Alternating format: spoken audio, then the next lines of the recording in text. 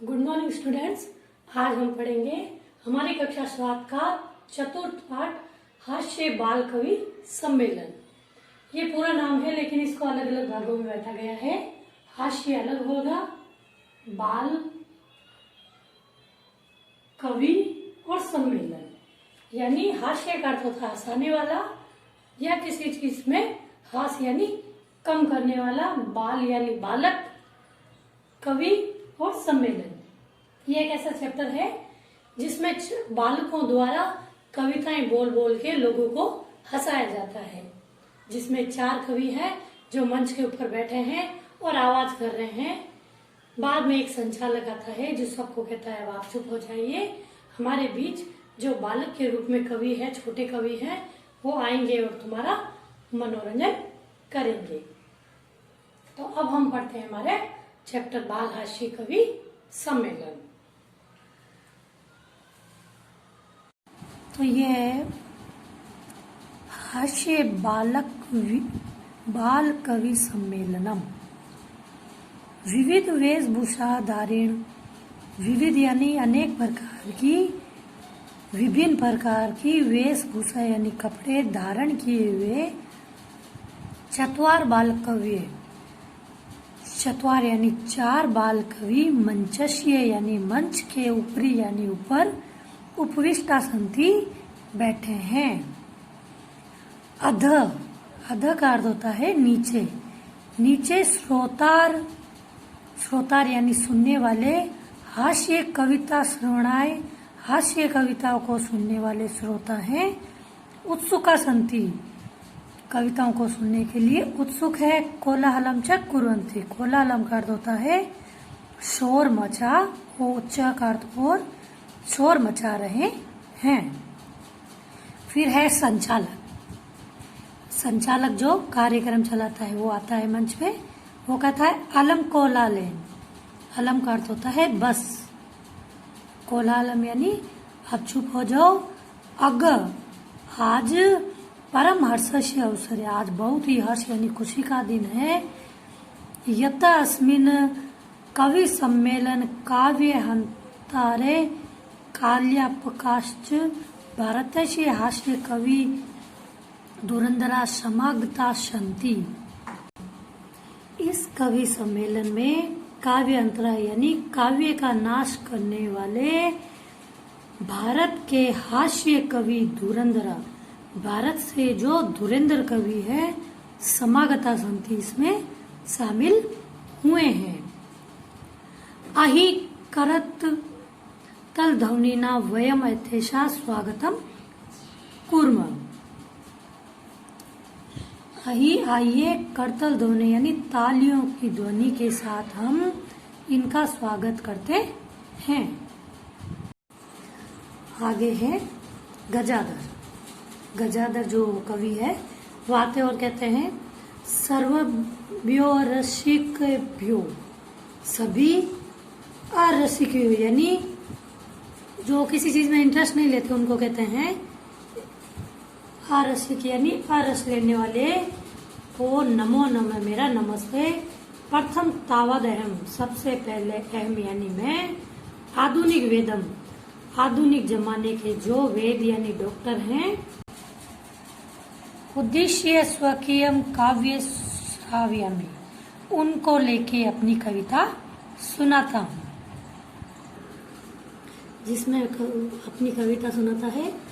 वेद राजे नमस्तुभ्यम यमराज सहोदर, यमस्तु हरति प्राणानम वेद प्राणान धनानी च।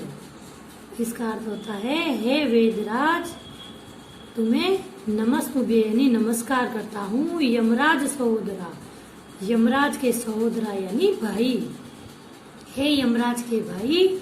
वेगनाथ यानी डॉक्टर को कह रहा है तुम्हें मैं नमस्ते करता हूँ। यमस्तु हरति प्राणानाम, यमराज तो प्राण को हरते हैं। वेद लेकिन डॉक्टर तो प्राणाना धनानी च, लेकिन डॉक्टर तो प्राण और धन दोनों को हरता है। सर्वे उच्च हंसती, सभी ऊंची आवाज में हंसने लगते हैं। फिर है कालांतर अरे वेगास्तु सर्वे परंतु न ते मादुषा कुशला जनसंख्या निवारण ममापि काव्यम इंदम श्रूयन्तु भवंत। अरे का अर्थ होता है अरे वेदास्तु सर्वत्र यानी वेदास्तु यानी डॉक्टर या वेद तो सर्वत्र यानी सभी जगह होते हैं, परंतु न त मादुषा कुशला लेकिन मेरी तरह कुशल नहीं होते। किसमें? जनसंख्या निवारण जनसंख्या निवारण में मेरी तरह कुशल नहीं होते। ममापि काव्यम मेरा काव्य इदम श्रुतवन्तु भवन्ति अब मेरा जो काव्य है या कविता मेरे द्वारा लिखी गई वो सुनिए। चिंताम प्रज्वलिताम दृष्ट्वा वेगो विश्व में अगातम नाहम गतो न मे भ्राता कश्येदम हस्त लाघवम। चिंता प्रज्वलिता यानी चिता को प्रज्वलित यानी जलते हुए देखकर, दृष्टवा यानी देखकर, वेगो विस्मय गतम आश्चर्यचकित होता है वेद यानी डॉक्टर।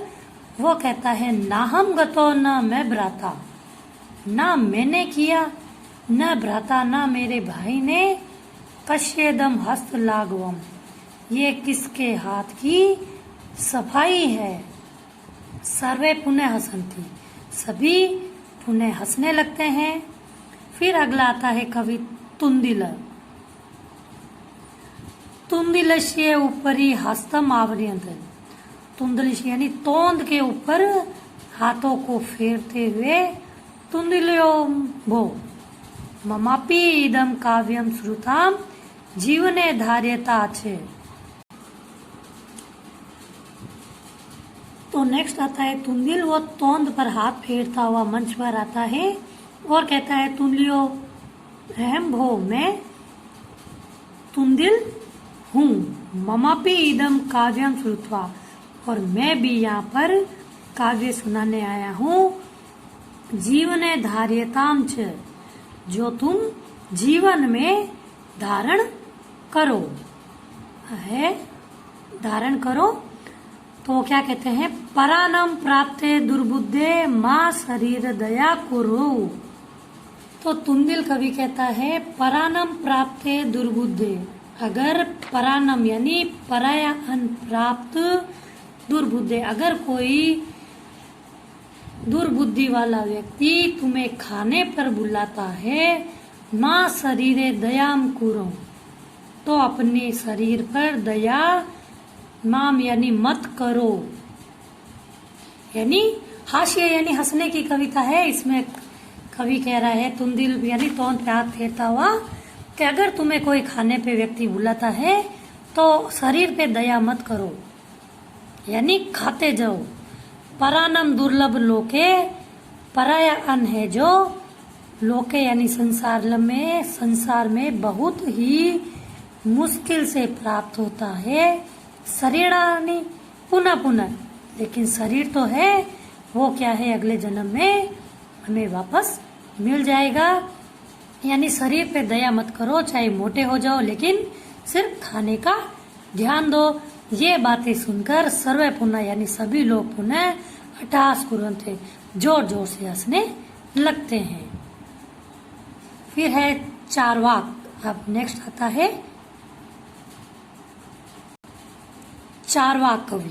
वो कहता है आम आम हाँ हाँ शरीर से पोषण सर्वथा उचित में शरीर का पोषण सबसे ज्यादा जरूरी है।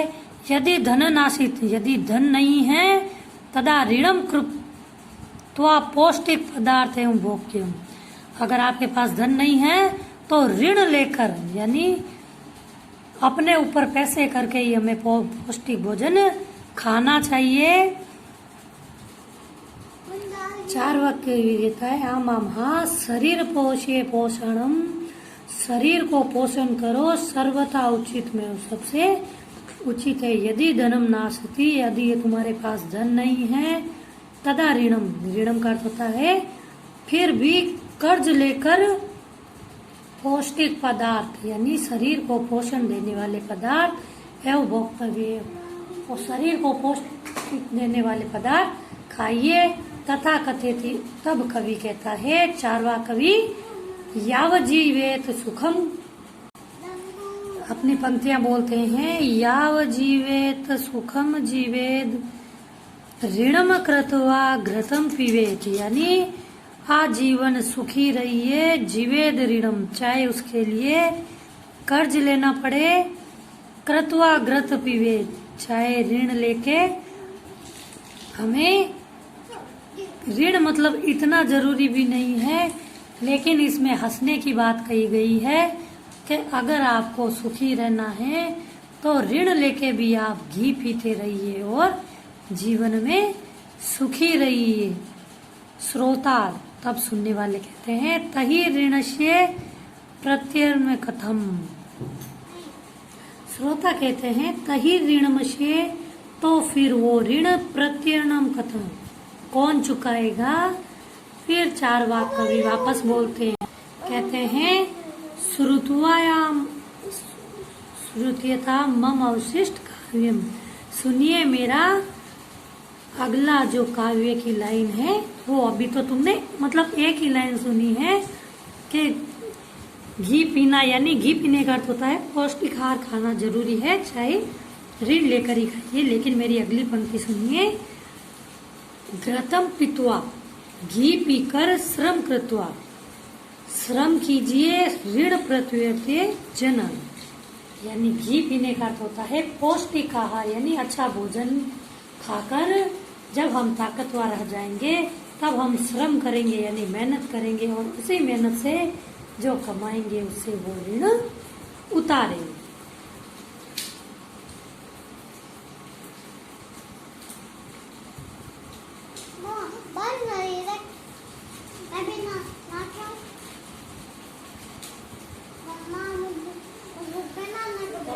अभी रुक जा, नीचे चलेंगे तो बारिश में घर जाऊं तो ऊपर पर बिस्तर पर आ रहे, बैठन लग गए क्यों, बिस्तर पर आ ढकल स्कूटर सो दो।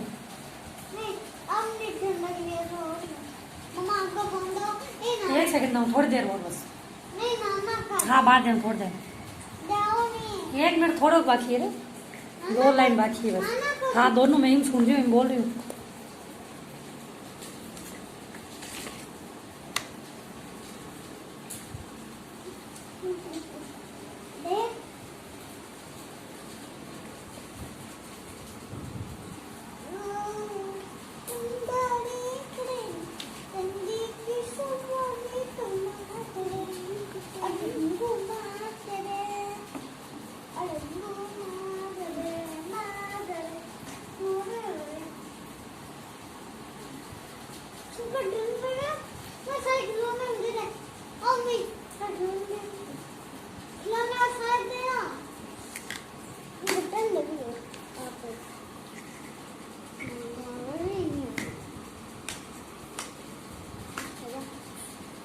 दो मिनट रुक जा नहीं यार। और वो भी एक अदर भी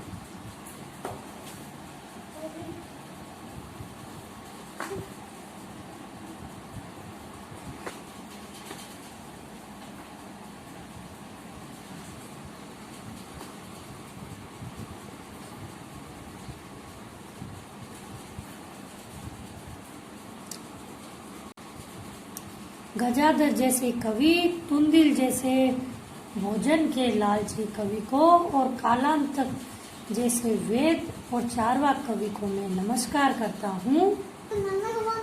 काव्यम श्राव्यताम यानी काव्य को सुनकर हा हा हा हा हा हा इति कृत्वा सति हा हा करके हंसते हैं। अन्य चापी अस्ति सभी अन्य लोग भी हंसते हैं। सर्वे गृहं गच्छन्ति और सभी घर को जाते हैं।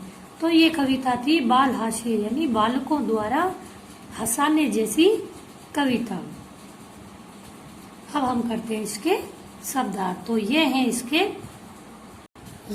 इसके शब्दार्थ। अध यानी नीचे, कोलाहलम यानी शोर, काव्य हंतार यानी काव्य को नष्ट करने वाले, कालयापका यानी समय बर्बाद करने वाले, धुरंधरा यानी अग्रणीय या श्रेष्ठ, अहि यानी आए या आइए, करतलो धुमनीना यानी तालियों से, हर्ष के बीए यानी निरस जनों को, स्वकीयम यानी अपने, मादृशा यानी मेरे जैसे, हस्त लागवम यानी हाथ की सफाई, तुंदलश्य यानी तोंद के, आवर्तन यानी फेरते हुए, सार्धताम यानी धारण करें, परानम यानी दूसरों के अन्न को, पौष्टिक यानी पुष्टि देने वाले, परानम यानी दूसरों के अन्न को पौष्टिक यानी पुष्टि देने वाला, प्रत्यर्पणम यानी लौटाना, अवशिष्टम का अर्थ होता है बचा हुआ या शेष, उत्प्रेरित यानी प्रेरित होकर, श्राव्यति यानी सुनता है, भोज्य लोलुपम यानी खाने का लोभी। फर्स्ट क्वेश्चन है हमारा उच्चारण गुरुत्व यानी उच्चारण कीजिए यानी बोलिए। ऊपरी, नीचे, कदापि, कुत्र, अध, बहि, अंतः, कदा, उच्चे, अलम, पुनः और एकदा। सेकेंड क्वेश्चन है हमारा मंजूषात अवयव पदार्थ। जो अवयव पद दे रखे हैं उनको चित्वा यानी चुनकर वाक्यानि पूरे वाक्य को पूरा कीजिए। अलम का अर्थ होता है बस, अंत यानी अंदर, बही यानी बाहर, अध यानी नीचे, ऊपरी यानी ऊपर। वृक्ष से खगा वसंती, वृक्ष पर खगा यानी पक्षी रहते हैं। कहाँ पर रहते हैं? ऊपरी यानी ऊपर। अलम विवादेन, विवाद यानी बहस को, अलम यानी बस कीजिए। वर्षा काले गृहात, वर्षा काल में घर से, माँ गच्छत बाहर, मत निकलिए। मंचस्य श्रोता उपविष्टा संति, मंच के अध यानी ऊपर, अध यानी नीचे, श्रोता बैठे हैं। छात्रा विद्यालय से अंतर, छात्र विद्यालय के अंदर प्रवेश करते हैं। नेक्स्ट क्वेश्चन है हमारा असूत पदम चिन्हुत। असूत जो पद दे रखा है इनमें से उनको चुनकर और इधर लिखना है। पहला है गमती, यच्छन्ति, पृच्छन्ति और धावन्ति। इसमें से असूत होगा गमन्ति यानी आएगा गच्छन्ति। दूसरा है रामेण, ग्रहेण, सर्पेण और गजेण, तो इसमें असूत होगा गजेण। तीसरा है लतिया, मातिया, रमया और निशिया, इसमें मात्रया होगा तो उसका गलत हो गया मातया। चौथा है लते, रमे, माथे और प्रिय, इसमें मात्रे की जगह माथे आया हुआ है, ये गलत होगा। फिर है लिखती, गर्जनती, फलती और सेवती, तो इसमें गलत होगा सेवती। नेक्स्ट क्वेश्चन है हमारा मंजूषात यानी निम्नलिखित समानार्थ पद चुनकर लिखिए। इस कोष्टक में से समानार्थी पद चुनने हैं और यहाँ लिखने हैं। प्राप्त का अर्थ भी होता है प्राप्त करना और लब्धत्वा का अर्थ होता है प्राप्त करना। कुशल यानी किसी चीज में कुशल और इसका समानार्थी शब्द होगा दक्षा। फिर है हर्षय यानी खुशी और प्रसन्नता का अर्थ भी होता है खुशी।